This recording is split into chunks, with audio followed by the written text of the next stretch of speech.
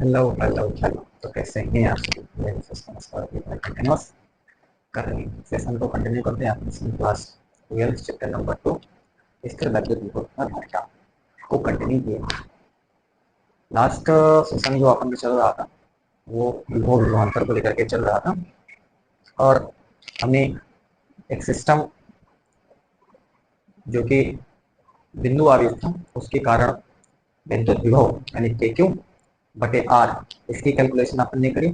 और second calculation अपन कर लेके उसका नाम था द्विध्रुव के कारण विद्युत विभव कितना होता है ये आपने लास्ट में पता करें, लास्ट में पता कर रहे थे केपी कोस थीटा बटे आर स्क्वायर, है ना।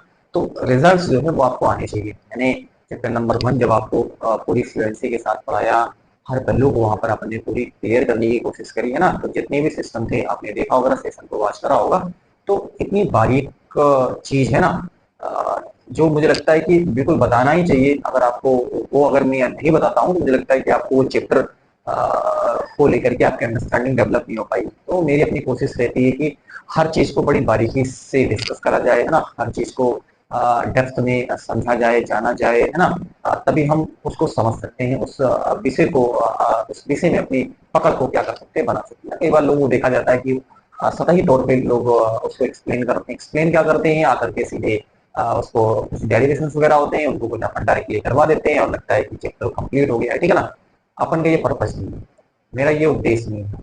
मेरा पर्पज ये है कि आप अपनी समझ बनाए, कैसे भी करके फिजिक्स को लेकर के अपनी समझ बनाए। जब फिजिक्स को लेकर के आप अपनी समझ बनाएंगे तो फिर अच्छा होगा, अदरवाइज प्रॉब्लम्स तो है ही, है ना। अगर देखो तो इतना इजी भी नहीं है जितना सोचा जाता है, लेकिन मैं ये भी कहता हूँ कि इतना टफ भी नहीं है कि आप वो कर नहीं सकते। अगर आपके अंदर डेडिकेशन है, आपके अंदर काम को करने का जुनून है ना, आप जेन्युइन में लाइफ में कुछ करना चाहते हैं, और तो फिर अपने उस काम को अपना जुनून बनाइए, अपने उस काम को अपना जुनून बनाइए। जब काम को आप जुनून बना लोगे तो डेफिनेटली आप है ना उसको जो है गेन करोगे। ऐसा नहीं कि वो मिलेगी नहीं, जो चीज आप चाहते हो लाइफ में वो चीज मिलती है, लेकिन ये है कि टाइम लगता है थोड़ा सा, है ना। आपको धैर्य, जिसको अपन पेशेंस बोलते हैं ना, पेशेंस भी आपको रखना पड़ेगा। आप ये सोचो कि तुरंत इंस्टेंटली कोई चीज मिल जाती है तो फिर रेयर है, ठीक है ना, कि जिसको मिलता होगा वो रेयर है, ठीक है। टाइम लगता है ना, थोड़ा सा, लेकिन डेफिनेटली मिलता जरूर है। अगर आप जेन्युइन मेहनत कर रहे हैं, प्रिपरेशन अपनी कर रहे हैं, तो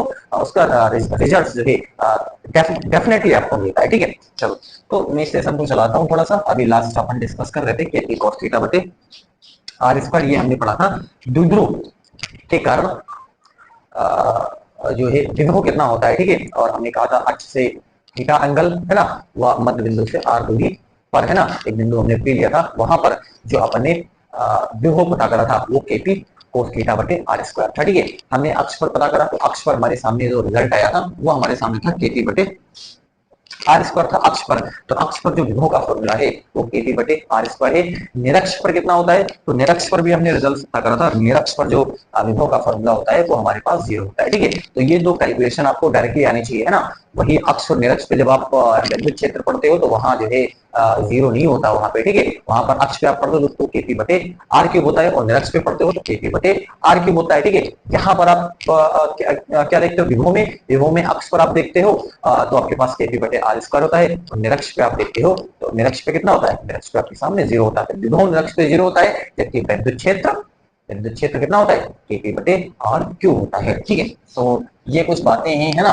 और मल्टीपल चॉइस क्वेश्चन में ऐसे क्वेश्चन पूछे भी जाते हैं, तो आप बिल्कुल दिमाग को खोल के रखें, है ना। और रिवीजन जरूर करते रहें इसका, मैं आपसे ये कहता हूँ बार बार, है ना, कि रिवीजन जरूर करें। रिवीजन नहीं करोगे तो फिर क्या कर जाओगे, भूल जाओगे, ठीक है। तो रिवीजन आप करते रहें, मस्ती से पढ़ते रहें, बस सब कुछ होगा, ठीक है।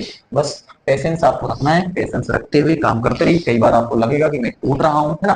कई बार आपको ये भी फील होगा कि मेरे से नहीं हो पाएगा, मेरे को इसको जो है छोड़ना ही पड़ेगा, लेफ्ट करना पड़ेगा, ठीक है। तो कई बार आप टूट भी सकते हैं, तो उस जब आप टूट रहे हो, ठीक है, तो फिर जो है अपने आप को संभालो, कैसे भी करके अपने आप को संभाल करके आगे बढ़ो, है ना। धीरे धीरे आगे बढ़ो और मंजिल मिलेगी, है ना। बस थोड़ा सा टाइम लगता है, करते रहे, मेहनत करते रहे, है ना, ऊपर वाले पर भरोसा करते रहे और आगे की ओर लगातार बढ़ते रहे, ठीक है। चलो, तो मैं थोड़ी सी डिस्कशन और कर लेता हूँ ना। लास्ट में अपन ने निरक्ष पर देखा था, तो वो हमारे पास विभव कितना था, 0 था, ठीक है।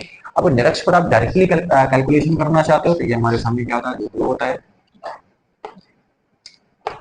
ये ए है, ये बी है, ये माइनस क्यों है, ये प्लस क्यों है, ये निरक्ष होती है, ये पी है, ये डिस्टेंस, ये आर आर दोनों क्या होती है, सेम होती है। डिस्टेंस क्या होता है, ये दोनों सेम ही होती है। इसको भी अपन आर क्या कर देते हैं, बोल देते हैं। और एक ही कारण विभव कितना होता है, आप देखोगे एक ही कारण विभव, ये बिंदु आवेश है, इसको एक अकेला अपन क्या मान सकते हैं, एक अकेला अपन बिंदु आवेश मान सकते हैं। ये बिंदु आवेश आपके सामने हो जाएगा। बिंदु आवेश के कारण विभव कितना होता है, के बटे आर होता है ना, ये हो जाएगा के, और ये कितना है, माइनस का क्यों, क्यों बटे आर हो जाएगा, ठीक है। ये भी है ना। अब हमने कहा था विभव वाला फॉर्मूला, हमने कहा था अगर वस्तु धनावेशी थे तो उसके विभव को धन विभव, वस्तु ऋणावेशी थे तो उसके विभव को ऋण विभव। यानी आप ये यहाँ पर याद रखें कि विभव वाले जो फॉर्मूला होते हैं उनमें आपको आवेश को चिन्ह सहित रखना पड़ता है। विभव, अगर विभव आपको कैलकुलेट कर रहे हो तो वहां पर आवेश को आपको क्या करना पड़ेगा, चिन्ह सहित रखना पड़ेगा, ठीक है, राइट। चलो, तो यहाँ पर के क्यों, ये बटे आर हो जाएगा, ठीक है। तो यहाँ पर आप क्या देखोगे, परिणामी विभव प्लीज बोल। तो अब हमने आपको जब इसके इंपॉर्टेंट फैक्ट्स में पढ़ा था विभव के, तो कहा था कि आप विभव एक अदिश राशि है, तो ये सुन करके आप खुश हो जाइए। जब विभव एक अदिश राशि है तो किसी बिंदु पर विभव आपको परिणामी निकालना है, तो प्रत्येक आवेश के कारण विभव के बीजगणितीय योग के बराबर होता है ना। सिंपल आपको बीजगणितीय योग करना होता है, नथिंग स्पेशल है ना। तो ये सबसे इजी होता है, हम गणित में पढ़ते भी चले आते हैं। ये बीजगणितीय योग है ना, तो इस सदिश में थोड़ी सी उलझन होती है ना। ये कितना है, ये क्यों बटे आर है, ये क्यों बटे आर है ना, इस बटे ये खत्म, ये 0। तो अब देख लो निरक्ष पर कितना होता है। हम जानते हैं, हमने अभी जस्ट पढ़ा कि निरक्ष पर जो विभव का मान होता है वो कितना होता है, 0 होता है। लेकिन उसकी प्रूफ भी हमने क्या कर दिया, दिखा दिया आपको, ठीक है ना। तो आपसे छोटा मोटा क्वेश्चन पूछा जाता है, आप कितना करते हैं, देखो वो एग्जामिनर की कॉपी चेक करता है, वो इतनी समझ रखता है। आप सिंपल सा फोटो बनाए और सिंपल से कैलकुलेशन करें, ज्यादा आप उसमें ना उलझे, ठीक है। बस सिंपल से आपको कैलकुलेशन करनी होती है, फटाक से आप इसको करें और फाइनल रिजल्ट आप लिखते हैं ना। तो ये जो आपके पास बी निरक्ष है ना, वो आपके सामने कितना होता है, 0 होता है। तो ये रिजल्ट भी आपको आ चुके होंगे। तो अभी अब तक अपन ने कितने सिस्टम पढ़ लिए, दो सिस्टम के कारण। जैसे अपन ने चैप्टर नंबर 1 में जब अपन पढ़ रहे थे, तो वहां पर जो मोटिव था चैप्टर का वो विद्युत क्षेत्र समझाना था, ठीक है। यहाँ जो मोटिव है वही अपन यहाँ पर भी समझते हुए चल रहे हैं, सिस्टम अपन ले रहे हैं। बस यहाँ पर विद्युत क्षेत्र निकालना होता था, वहां पर यहाँ पर हम क्या निकाल रहे हैं, यहाँ पर अपन विभव निकाल रहे हैं। तो हमने कहा विभव की समझ आपके अंदर होनी चाहिए कि विभव को लेकर के आपका दिमाग है ना, दिमाग खुला होना चाहिए। विभव लेकर के एक्चुअल में विभव है क्या, ठीक है। तो विभव की समझ आपको क्या करनी है, बनानी है, ठीक है। अब ये बनेगी कैसे, तो आपको हर सेशन को बड़े सीक्वेंस में देखना पड़ेगा। सीक्वेंस में देखोगे तो तालमेल बना रहेगा, तालमेल बना रहेगा तो आगे की ओर लगातार चीजें आपको समझ में आती चली जाएगी। हाँ, ये चीज कोरिलेट करती है, इससे चीज जुड़ी हुई है, ठीक है। अगर आप डायरेक्टली कहीं पर सेशन में आ जाते हैं तो फिर वहां पर आपको दिक्कत होती है। मैं बोलता हूँ कि ये चीज मैंने पढ़ ली है, तो फिर आप जब आप सेशन में यहीं जुड़े तो आपने कैसे पढ़ लिया होगा उसको, ठीक है। तो वहां पर आपको प्रॉब्लम क्रिएट हो सकती है। तो आपको इस सेशन को जब आप देखें तो उसको सीरीज में देखें, सीक्वेंस में देखें, ठीक है। चलो तो अब अपन देखते हैं यहाँ पर। चलो, तो ये अपन ने कंप्लीट करा। अब अपन चलते हैं अगली एप्लीकेशन कि एप्लीकेशन का मतलब क्या, अगला सिस्टम अपन लेते हैं, वो लेते हैं समान रूप से आवेशित गोलीय कोष, है ना, या फिर चालक ठोस गोले के कारण विभव अपन क्या करते हैं, पता करते हैं, ठीक है। तो ध्यान से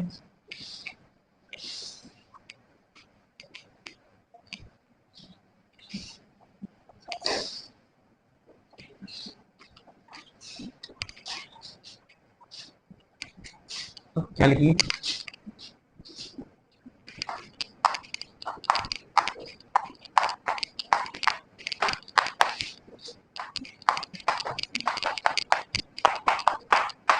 समान रूप से आवेशित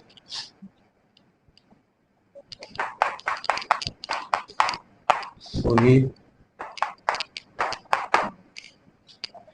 कोष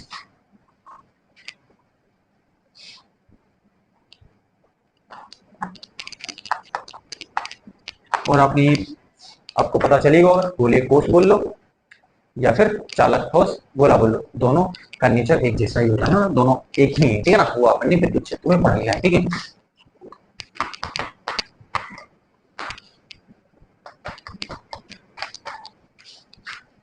कारण।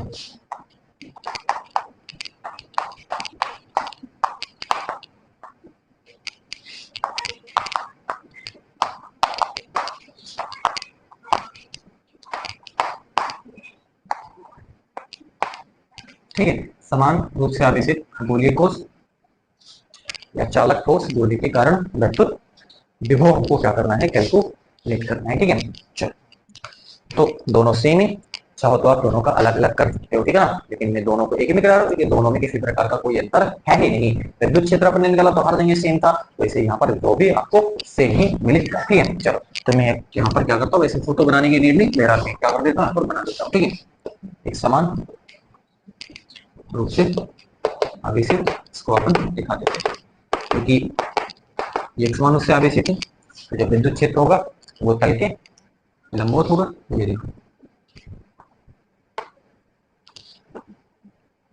विद्युत क्षेत्र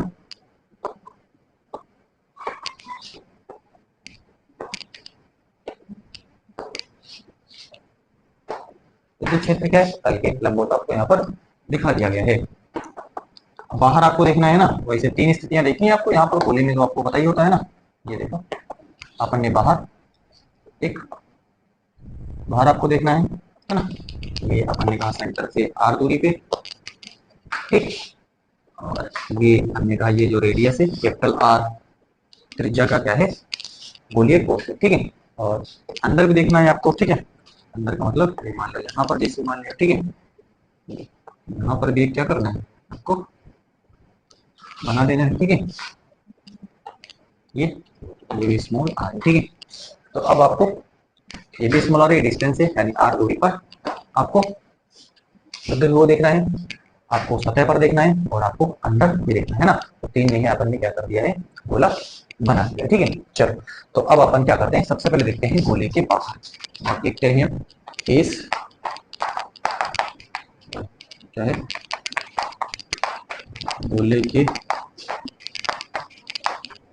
बाहर आर वो जो है कैपिटल आर से क्या है बड़ा है। ठीक है, अब विभव की परिभाषा को आत्मसात करें।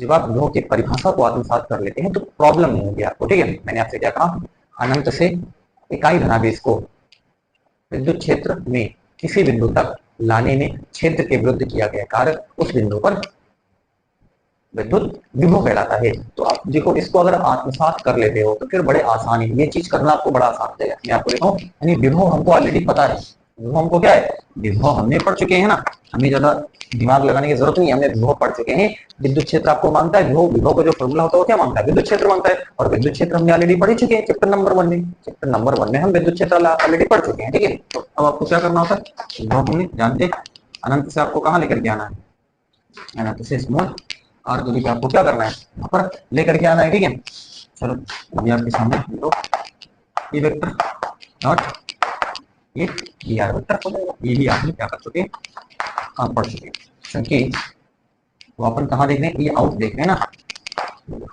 ये आउट है ना। अब आपको पता है ये आउट कितना होता है, ये आउट होता है 1/4πε0 क्यों आर स्क्वायर, ये हमारे सामने आर एफ हो जाता है। ठीक है, इज इक्वल टू यहाँ पर ये इंफिनिटी, तो ये आपके सामने आर हो जाएगा, ये 1/4πε0 क्यों बट एक स्मॉल आर स्क्वायर है ना, और ये d r into r cap हो जाएगा। ठीक है, चलो क्या चीज कांस्टेंट है, क्यों कांस्टेंट, जो कांस्टेंट है बाहर करो है ना, तो यहाँ पर क्या हो जाएगा, क्यों बटे 4πε0 इंफिनिटी टू ये आर हो जाएगा, अंदर बचा 1/r स्क्वायर, और ये आपको पता है, ये आपको विभव जो पढ़ा था तो वहां पर भी एक कैलकुलेशन आई थी, इसका रिजल्ट क्या होता है, इसका रिजल्ट डी आर ही हो जाता है। ठीक है ना, क्योंकि ये यूनिट वेक्टर है, इसका परिमाण क्या होता है, 1 होता है। ठीक है, तो ये आपको आना चाहिए। चलो v इक्वल टू माइनस क्यों नॉट इंफिनिटी टू आर, ये आर पावर -2 ये डी आर, राइट। चलो देखते रहें और समझते रहें चीजों को, है ना, ताकि आप इसको कर सको एग्जाम में, नहीं तो फिर भूल जाओगे, फिर कर ही नहीं पाओगे, है ना। तो इसकी प्रैक्टिस जरूरी है, प्रैक्टिस करोगे तभी ये याद रह पाएगा, अदरवाइज भूल जाओगे।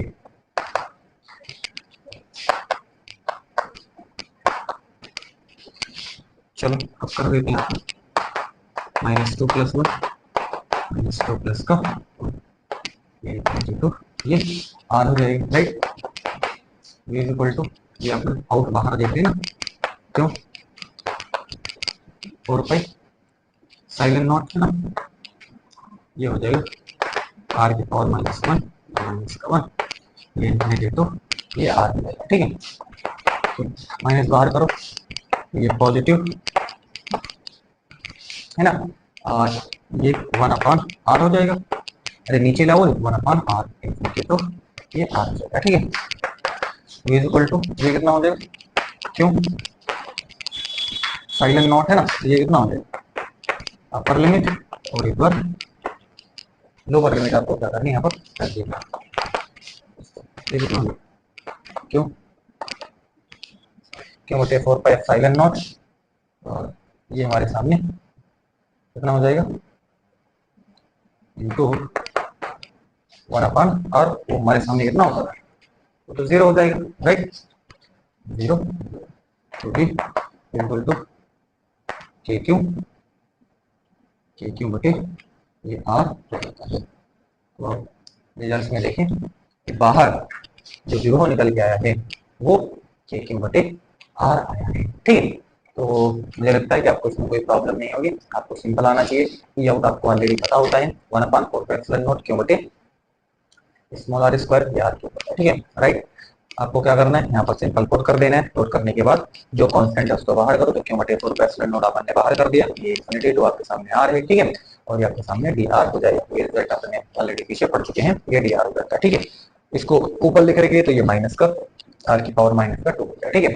अपन ने सिंपल समाकलन है ना, आपको समाकलन का रूल आपको पता होना चाहिए, x की पावर n, है ना, dx स्क्वायर x की पावर n + 1 बटे n + 1, तो ये सिंपल सा रूल है, ये आपको आना चाहिए, ठीक है। तो r की पावर -2 + 1 बटे -2 + का ऊपर -1 हो जाएगा, नीचे भी के पास माइनस, ये माइनस और माइनस प्लस हो जाएगा, इसको 1/r लिख देंगे, तो r के प्लेस पर r पटक देंगे, ठीक है ना, और r के प्लेस पे एक बार इन्फिनिटी पटक देंगे, इन्फिनिटी 1/∞ 0 हो जाएगा, और ये 1/r हो गया, यानी कि क्यों बटे आपके सामने r आ जाएगा, यानी क्या पता चला कि वी आउट, ये आपके सामने क्या है, आप चाहो तो लिख लो, वी आउट, वी आउट,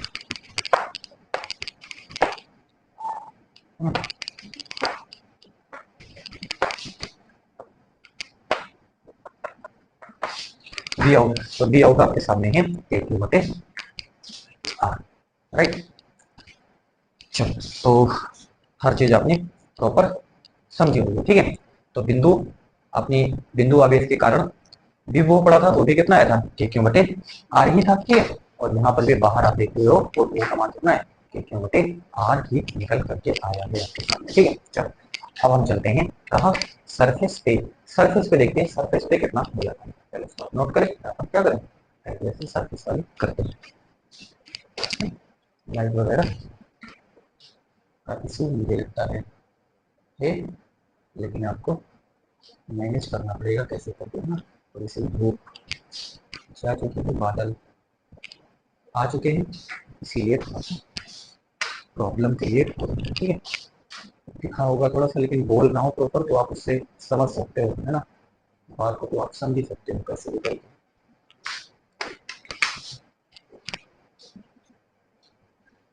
आपको इसे मैनेज करना पड़ेगा, तो अपन देखते हैं सतह पर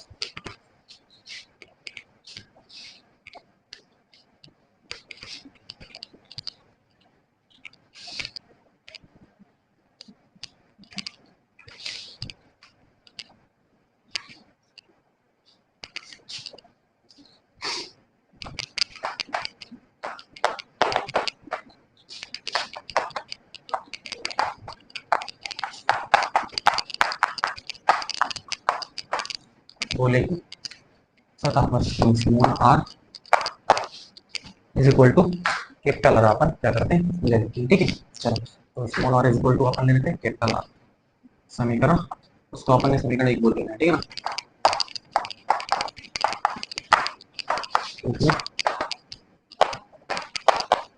आपको ज्यादा भागना नहीं, करना नहीं, सिंपल उसमें आपको कर दीजिए बस, है ना। V surface equal to k q बटे कैपिटल आर हो जाएगा, स्मॉल आर के यहाँ पे आपको क्या लिखना है, कैपिटल आर लिखना है, ठीक है। अब ये देखो के कांस्टेंट, क्यों कांस्टेंट, कैपिटल आर कांस्टेंट, यानी ये पूरी वैल्यू क्या है, इसको अपन समीकरण तो बोलते हैं, और ये पूरी वैल्यू क्या है, नियत है। कम है, ज्यादा है, क्या है, अपना आगे देखेंगे, लेकिन ये तो चीज का ये कांस्टेंट है, ठीक है ना। मतलब के कांस्टेंट, क्यों कांस्टेंट, आर कांस्टेंट, सब कांस्टेंट है, तो ये वैल्यू आपके सामने क्या हो जाएगी, कांस्टेंट हो जाएगी, राइट। तो सतह पर विद्युत क्षेत्र, सॉरी विद्युत क्षेत्र निकल रहा है बाद में, लेकिन अपन विभव पढ़ रहे हैं तो ध्यान रखें, विभव वो निकल जाता फ्लो में, तो मैं उसमें कुछ कर भी नहीं पा रहा हूँ, ठीक है। चलो, तो V surface equal to k q बटे कैपिटल आर आपके सामने, यानी ये सारा चीज कांस्टेंट है, तो ये आपके सामने होगा, ठीक है। चलो, केस नंबर 3, ये आपको क्या करना पड़ेगा, समझ सकते हो, ठीक है। क्या है, गोले की अंदर,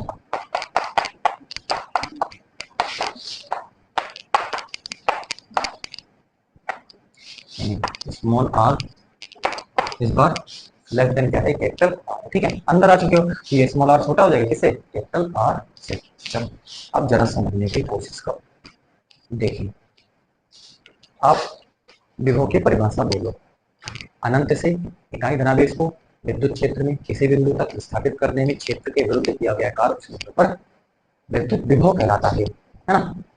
तो आपको ये परिभाषा आत्मसात करनी पड़ेगी, तभी आप चीजें कर पाओगे, ठीक है। अब देखो ये इतना आसान नहीं है जितना आसान आप सोच रहे हो। देखो हमने बोला है अनंत से, तो आपको जैसे मान लो यहाँ पर कहाँ देखना है, जैसे यहाँ पर मान लिया, यहाँ पर ये आर डिस्टेंस है, आर डिस्टेंस पे ये कोई बिंदु है, इस बिंदु पर हमें क्या करना है, क्योंकि अंदर ही है, देख लो ये गोले के अंदर ही है ना, तो अंदर हमें क्या करना है, विभव बताना है, ठीक है। तो परिभाषा क्या कहती है कि अनंत से आपको क्या करना पड़ेगा, अनंत से dot dot dot dot dot dot, ये देखो कहाँ से, अनंत से बना देता हूँ।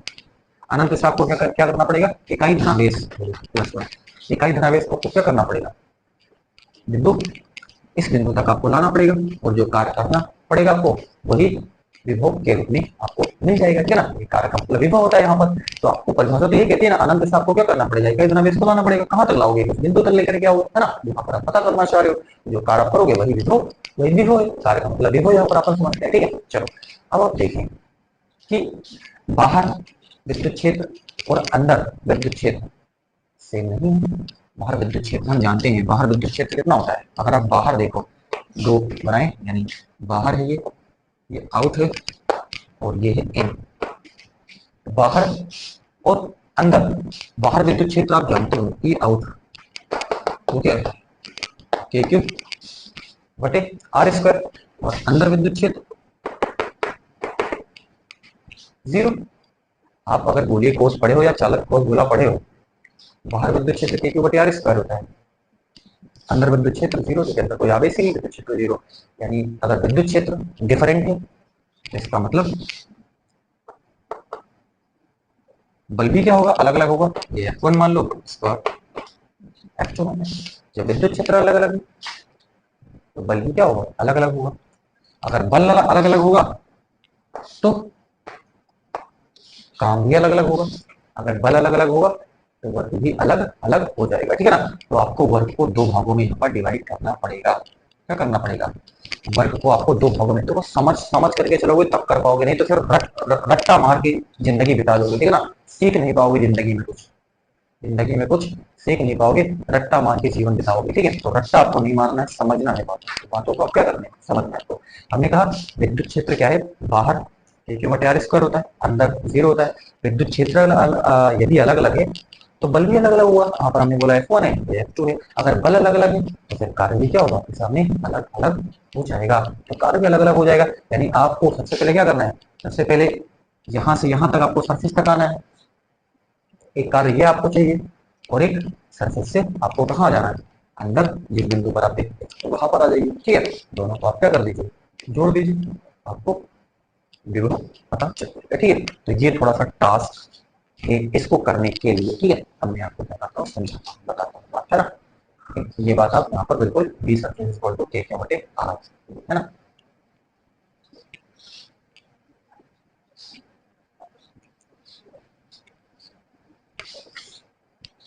यहाँ पर केस कीजिए,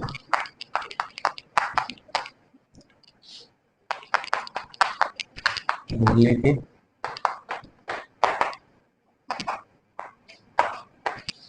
अंदर, है ना, बोले के अंदर क्या हो जाएगा, small r less than capital, r ना। एक वी इन आपको चाहिए, अनंत से आपको कहाँ लेकर के आना है, अनंत से आर पे लाना है, अनंत से ये आर ही है, अनंत से आर पे लाना, ठीक है। ये vector dot d r vector हो जाएगा। चलो अब ध्यान से देखो, ये दो भागों में बटा हुआ है, ध्यान से। सबसे पहले अनंत से कहाँ तक लाइए, आप आर तक लाइए, अनंत से कहाँ तक लाइए, आर तक, सरफेस तक लाइए, है ना। E vector dot d r vector plus, फिर सरफेस से कहाँ लाइए, स्मॉल आर यहाँ तक लेकर के आइए, ठीक है। ई vector dot d r vector, बातों को समझोगे तभी कर पाओगे, नहीं तो उलझे रहोगे, परेशान रहोगे, ठीक है। गेन इज इक्वल टू, अब अपन देखें, infinity to r E vector dot d r vector plus ये r to capital R to small r, है ना, E vector dot d r vector हो जाएगा, ठीक है। चलो अब देखो, ये ई आउट है, ध्यान रखना, ई आउट है, और ये ई इन आपके सामने हो जाएगा, ठीक है। ये ई आउट है बाहर, ठीक है ना, ऐसे आर ई आउट। अब अभी जस्ट आपने यही एक विद्युत क्षेत्र, एक सॉरी विभव जो वी आउट होता है वो आपने पता करा है, वो आपने क्या पता करा है, अभी आपने निकाला है, वो है क्या निकाला था, V out is equal to, हमने निकाला है, ये था आपके सामने इंफिनिटी तो आर ई vector dot d r vector. इसका रिजल्ट आपने क्या देखा है, इसका रिजल्ट आपने देखा है के क्यू बटे स्मॉल आर, के क्यू बटे स्मॉल आर, यानी अगर यहाँ स्मॉल आर था तो ये स्मॉल आर आया है, अगर यहाँ कैपिटल आर है तो यहाँ कैपिटल आर आ जाएगा। मतलब ज्यादा कुछ दिमाग नहीं लगा, वैसे तो कैलकुलेशन आप कर सकते हो ऐसे पूरी, लेकिन क्या जरूरत, अगर आप इतनी समझ रखते हो तो ये आपने जब पढ़ रखा है तो सब चीज वही है, सब कुछ सब चीज वही है, ठीक है ना, सारी चीजें वही हैं, बस ये यहाँ पर कैपिटल आर है, यहाँ पर स्मॉल आर है, यहाँ पर स्मॉल आर है, यहाँ पर स्मॉल आर है, यहाँ पर कैपिटल आर है, तो यहाँ पर कैपिटल आर भर देंगे, है ना। क्योंकि आप आराम से देखें, ये इनफिनिटी टू ये आर, है ना, r E vector dot d r vector is equal to क्या हो जाएगा, के क्यू बटे कैपिटल आर हो जाएगा, ठीक है ना। यहाँ पर स्मॉल आर था तो वहां पर स्मॉल आर आएगा, यहाँ पर कैपिटल आर, यहाँ पर कैपिटल आर आ जाएगा। वाह, e n is equal to 0, अंदर विद्युत क्षेत्र कितना होता है, 0 होता है, ठीक है। तो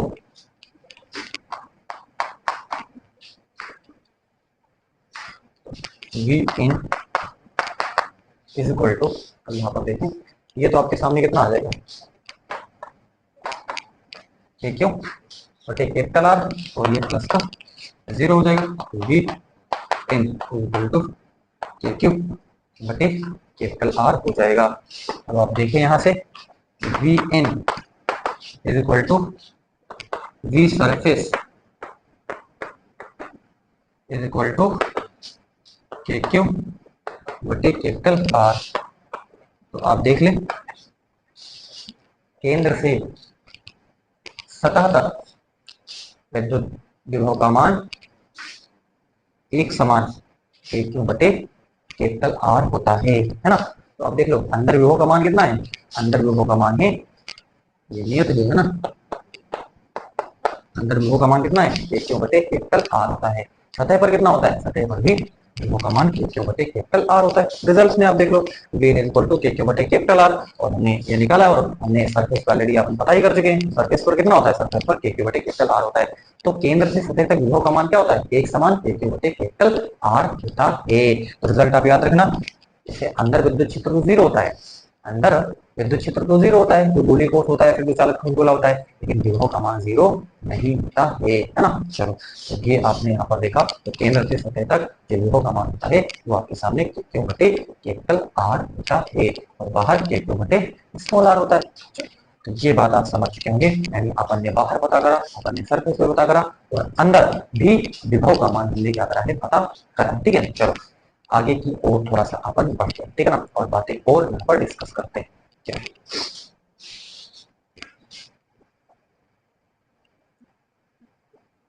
चलिए इस परफॉर्मेंस को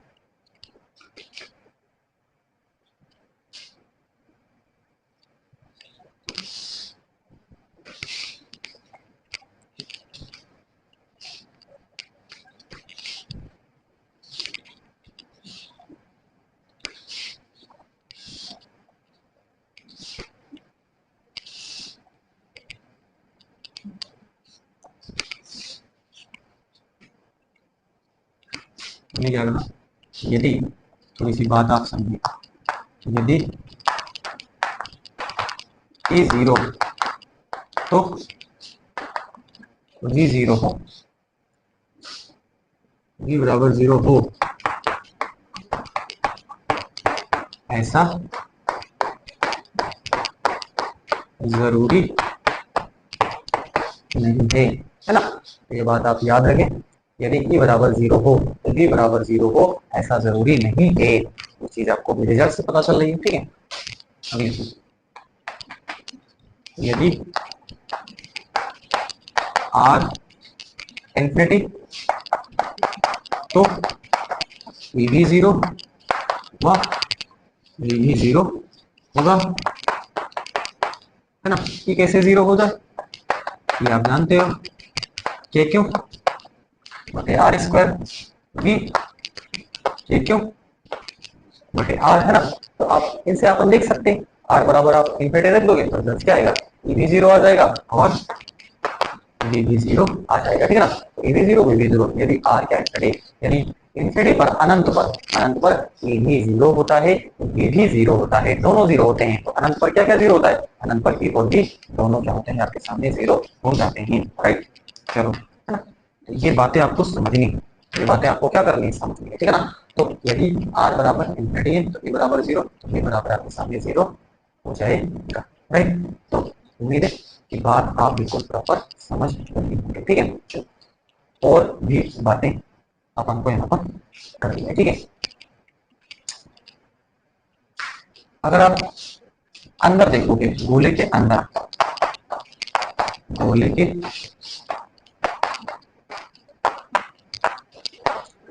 के अंदर ये 0 होता है, लेकिन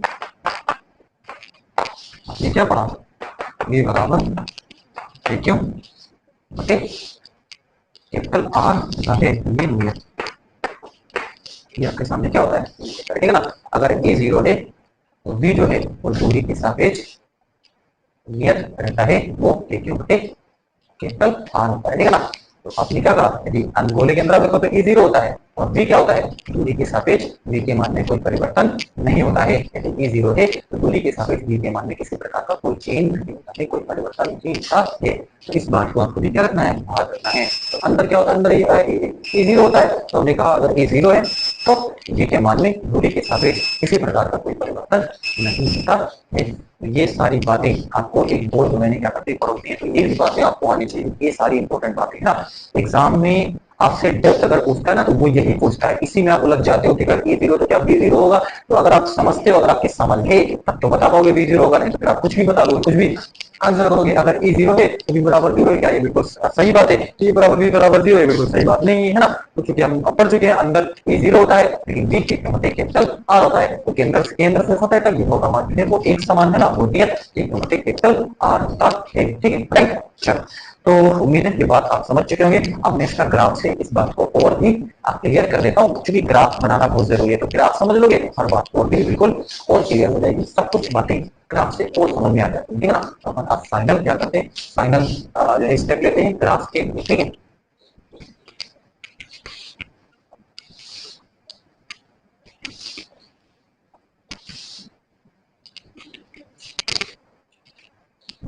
ग्राफ अपन प्लॉट कर देते हैं।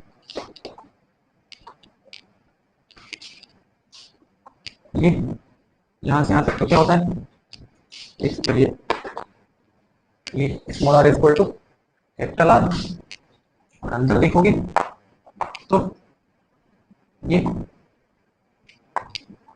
Small r less than capital r है ना।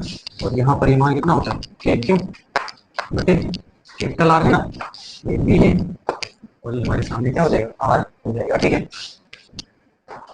बी और ये आर के बीच अपन ग्राफ देख रहे हैं, ठीक है। तो ये सतह तक है, यानी सेंटर से ये ओ है ना।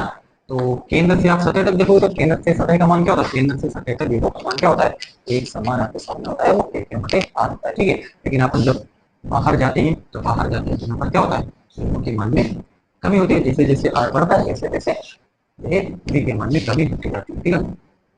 ठीक है, यहाँ पर हो जाता है ये प्रोपोर्शनल 1/r आपके सामने होता है। तो बाहर आपके सामने ये चीज आपको दिख सकती है, ठीक है, राइट। चलो, तो उम्मीद है कि बात आप समझ चुके होंगे। फोटो से भी आपने बिल्कुल क्लियर कर दिया, ठीक है। तो ये केंद्र से सतह तक विभव का मान एक समान कैपिटल आर, और फिर बाहर जाते हो तो विभव के मान ठीक है, जैसे जैसे आर होता है वैसे वैसे बी के मान की कमी होती, राइट।